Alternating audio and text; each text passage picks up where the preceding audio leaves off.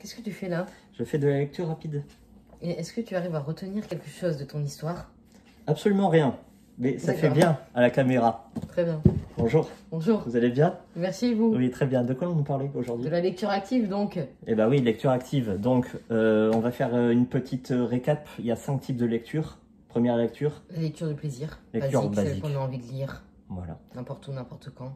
Lecture sélective. C'est lorsque l'on cherche dans une page ou dans un chapitre un mot ou une idée très précis. Donc là, c'est du ultra rapide. Très Ensuite. Bien. La lecture en diagonale, donc, c'est quand on lit 3 mots sur 10. Exactement, voilà. Quand on laisse son cerveau enregistrer de façon quasi inconsciente plusieurs bribes d'informations, histoire que le cerveau les recolle. On a une chance sur 2 pour rien comprendre. Donc on peut très bien dire qu'on ne lit pas. Voilà. La lecture à haute voix. La lecture à haute voix, c'est pour les étudiants qui veulent apprendre un texte ou pour les auteurs, parce que les mots et les textes ont une certaine musicalité à respecter ou à créer. Très bien. Et donc la lecture active? La lecture active. Petite métaphore avec le cinéma, vous avez un film en 2D. Oui. Tu as un film en 3D. Tu préfères aller voir lequel? Le 3D évidemment. Et pourquoi? Pour une meilleure immersion. Bah oui, totalement. Donc la lecture active permet une meilleure immersion de votre roman. Voilà. Les 5 bienfaits. Les 5 bienfaits. La définition, l'orthographe, apprendre de nouvelles... Voilà. Lorsque vous butez sur un mot que vous ne connaissez pas, bah, notez-le ou allez le chercher. Comme ça, on recherche directement. Voilà. Comme ça, on ne passe pas à côté de certaines idées exposées par l'auteur. Petit point très précis, dans la vie réelle, un interlocuteur met 5 secondes à vous juger. Ça passe par le physique. Le physique, ça passe par l'intonation, la présentation, la prosodie, la façon de se tenir, l'éthique de langage, et surtout l'expression et le vocabulaire. Voilà. Donc la lecture active, dès que vous avez un mot qui vous plaît, que vous ne connaissez pas, notez-le. Comme ça, vous apprenez de nouveaux mots. C'est comme les expressions et les citations que vous trouvez en début de chapitre. Bon, c'est toujours un peu classe de le sortir. Voilà, dans un dîner, vous ressortez ça, c'est cool. C'est très classe. Ensuite. La recherche de lieu, qu'est-ce donc?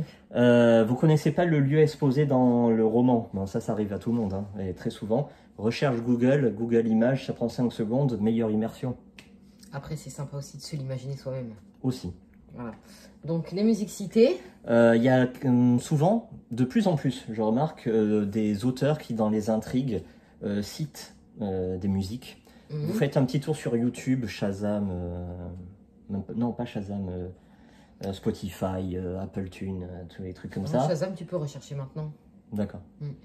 Et pendant votre lecture, vous mettez cette musique, meilleure immersion, toujours pareil. C'est vrai. Après, attention, il y en a qui n'aiment pas vraiment lire en musique. C'est vrai. Voilà.